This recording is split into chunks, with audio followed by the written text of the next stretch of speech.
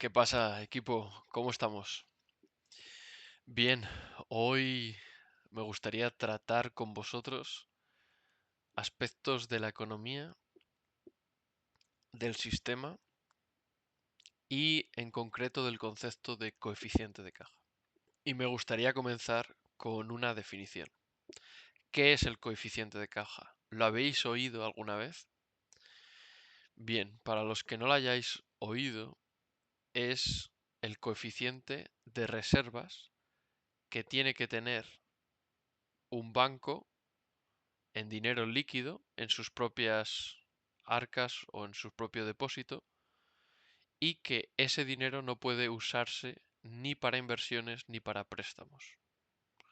Por lo tanto, este porcentaje, por ejemplo en Europa, se define por el Banco Central Europeo y hasta enero, por ejemplo, de 2012, las entidades de crédito de la zona euro debían mantener en sus bancos centrales un coeficiente mínimo del 2%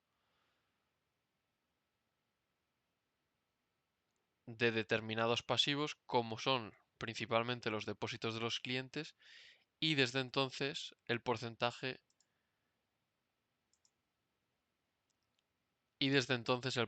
se ha reducido al 1%. Significa, por tanto, que el coeficiente de caja, si nosotros damos 100 euros al banco y el coeficiente de caja es un 1%, el banco está obligado a mantener en dinero líquido en sus arcas un euro de esos 100 euros que nosotros hemos depositado. Con el resto, con los 99 restantes, puede usarlos para inversiones o para préstamos. Si el coeficiente de caja fuera del 20%, depositaríamos 100 euros en nuestra cuenta corriente en nuestro banco y con esos 100 euros el banco podría dejar 20 euros en sus arcas, en dinero líquido, sin usar, en reservas, y 80, es decir, el restante, lo podría usar tanto para invertir como para dar préstamos. Hasta aquí con la definición del concepto. Por lo tanto, no se quiere que haya educación y no se quiere explicar, para mantenernos ignorantes ante la realidad de cómo funciona el sistema. 2. Se busca que todos estos mecanismos, tanto en su explicación como en sus implicaciones a la hora de contratar o de conocer el sistema, sean lo más complejos posibles e intentando que se oculte lo que es transversal, lo que es más importante y que más impacto tiene en ti y en la evolución, ya sea de ti o de tu organización. Si no conoces cómo funcionan esos bancos y entidades financieras y cuál es su terminología, y no tienes acceso a gente que te asesore de confianza, pues va a ser mucho más difícil. 3. El sistema lo que hace es que solo unos pocos, solo ciertas entidades, solo ciertos entes pueden gestionar y pueden hacerlo. 4. Se presta dinero no con su dinero, sino principalmente con el dinero de las personas que ponen sus depósitos en el banco. 5. Si ganan, ganan ellos, y si pierden, perdemos todos como sociedad. 6. Como hemos visto en el caso de la extrapolación, mientras que otros sectores de actividad tienen que ganarse la vida sin poder multiplicar lo que tienen ni poder transformarlo porque se mueven en otro tipo de mundos, ellos en este sector, con este sistema, sí pueden generar más dinero, sí pueden transformar eso al contrario que otros sectores. No digo que no pueda tener una utilidad, pero digo que ese mundo virtual de que se hace uso realmente transforma algo y hace que 2 más 2 no sean 4 y por tanto se basa en una transformación que es una mentira matemática de transformación de números que otros sectores por su propia naturaleza no pueden hacer. Y séptimo, los incentivos que presenta ahora mismo el sistema son unos incentivos que llevan a mantener la rueda de endeudamiento continuo, la rueda de prestar muchas veces y de invertir muchas veces sin unos criterios y en base a unos análisis sólidos y por tanto hacen que el sistema presente ciclos y presente una inestabilidad que es inherente al propio sistema.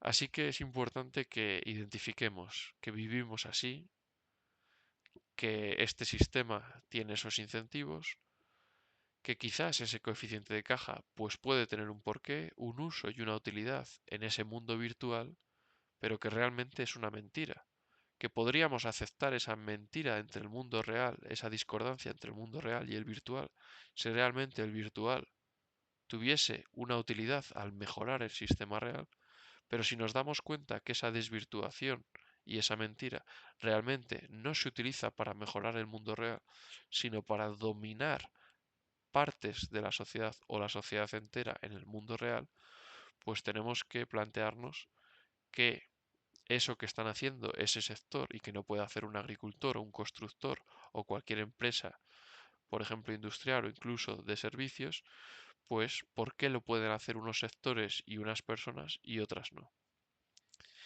Y es verdad que este sistema, con esa mentira y esa tergiversación establecida, es ignorada o es muy poco cuestionada, incluso por expertos en el sector, y por tanto se encuentra dentro de nuestras conciencias y no es todo esto en muchos casos casualmente no tienen interés porque se enseñe, porque la mayoría de personas en etapas adultas lo conozca, de hecho es totalmente, sino que de hecho es totalmente al contrario. Todo esto es algo que es mayormente desconocido para la mayoría de personas adultas, a pesar de que muchas de ellas se han tenido que confrontar con este sistema, pero en muchos casos, ya sea por la complejidad en la que se explica o ya sea por la falta, en este caso, de una educación desde los sistemas existentes en la sociedad para que se eduque, pues no lo conocen.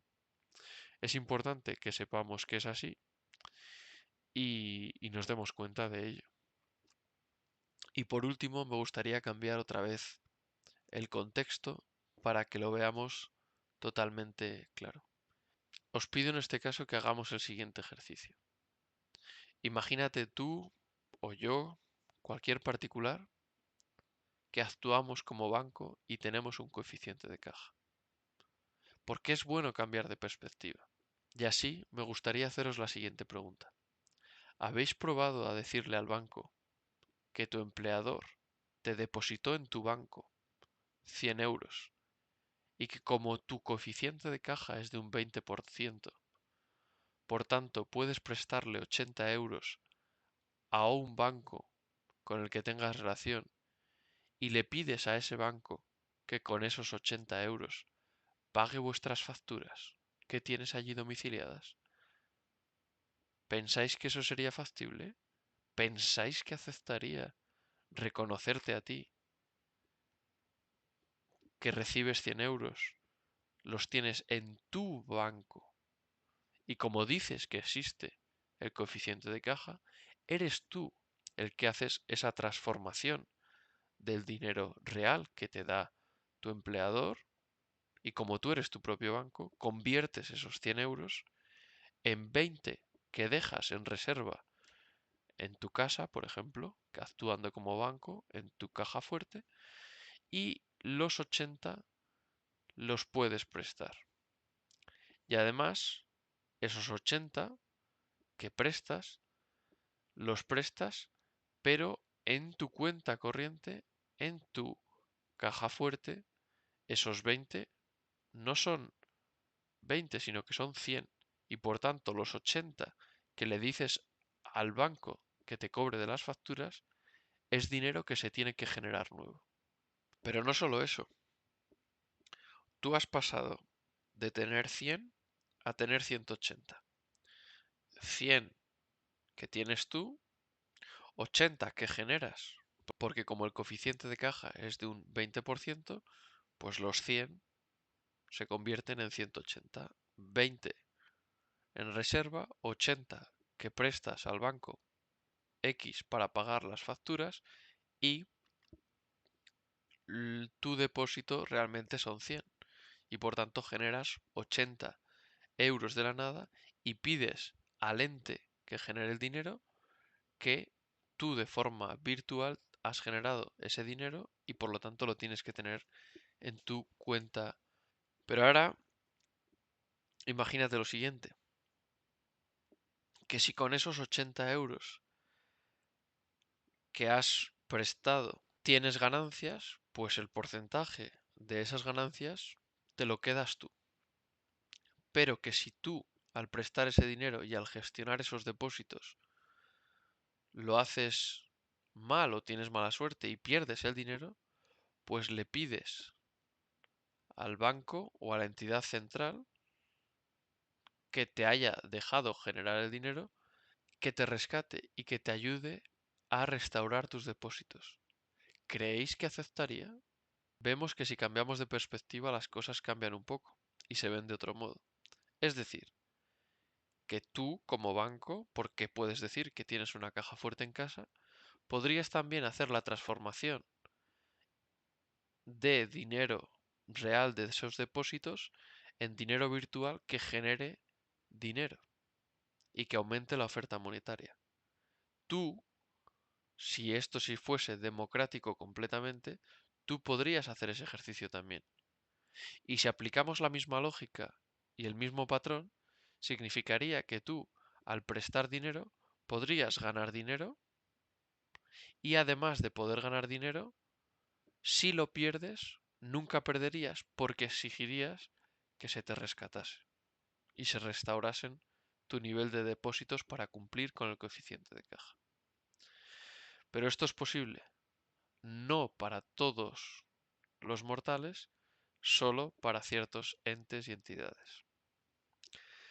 Y es que vivimos muy rápido para pararnos a reflexionar en esto. Y a veces es bueno pensar,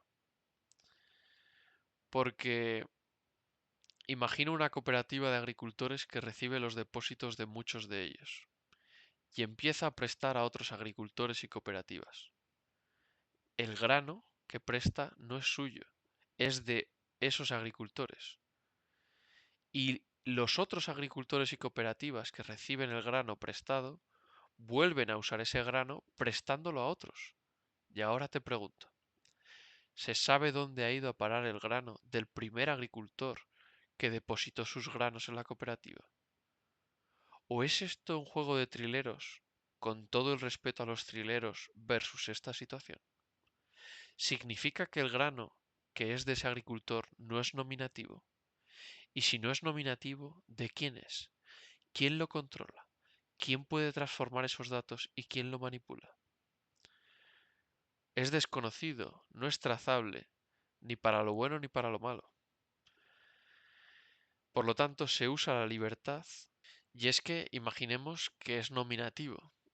Si fuese nominativo y existiese como si fuese un código de barras que sigue al dinero de forma virtual por todo su flujo, pues estaríamos aplicando esas transformaciones, pero la persona que tiene ese depósito sabría dónde está, sabría lo que se está haciendo con el dinero que ha dejado y quizás podría participar de los beneficios que ese dinero puede estar generando en el sistema.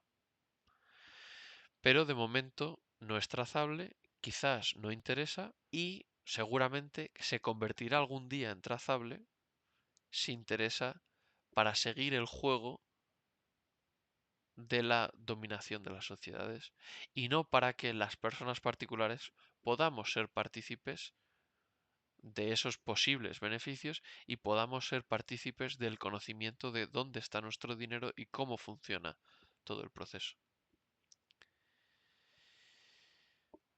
Quizás es un razonamiento lógico, quizás toda esta argumentación en parte es un poco loca y no dudo que lo sea porque se lleva hasta el extremo de aplicar todo eso a otros contextos, quizás no aplicables, quizás totalmente irracionales, porque uno es un mundo totalmente material y otro es un mundo entre lo material y lo virtual.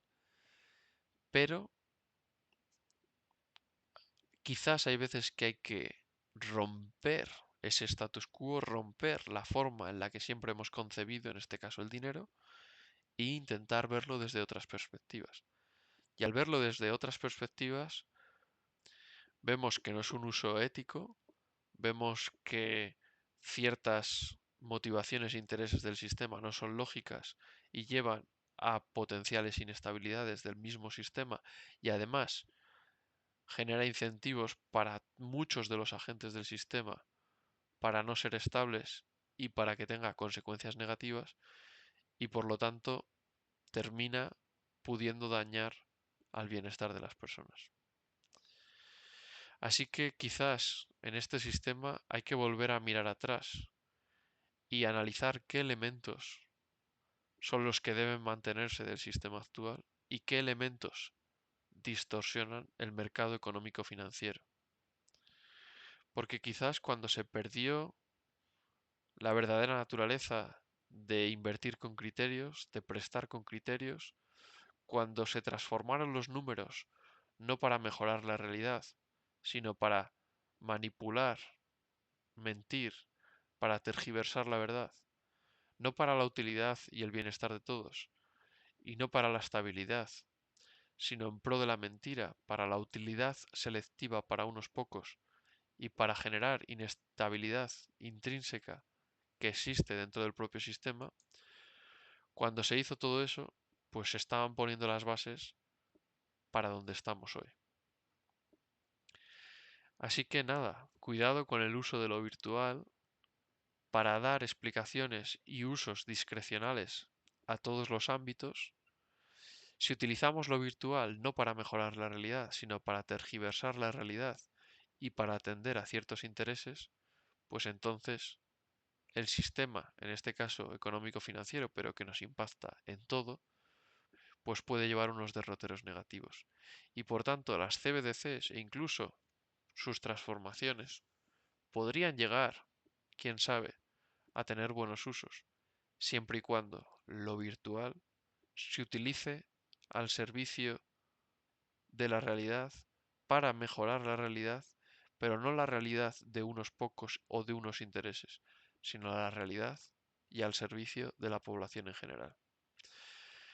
Así que nada, todo esto parece ilusorio que se pueda algún día modificar, pero bueno, imagínatelo, piensa que quizás alguna de las cosas se puedan hacer y que esa rueda de endeudamiento, esa rueda de un sistema intrínsecamente deficiente y que nos mantiene dentro de esa rueda para que el sistema funcione, quizás esas reglas del juego pronto o tarde puedan cambiarse, puedan convertirse en más éticas, en más racionales, en una mejor coordinación de lo real y lo virtual y en el que podamos hacer que el sistema sirva a las personas, ya sea de una forma u otra, pero que no las manipule, que no les haga mal y que realmente alimente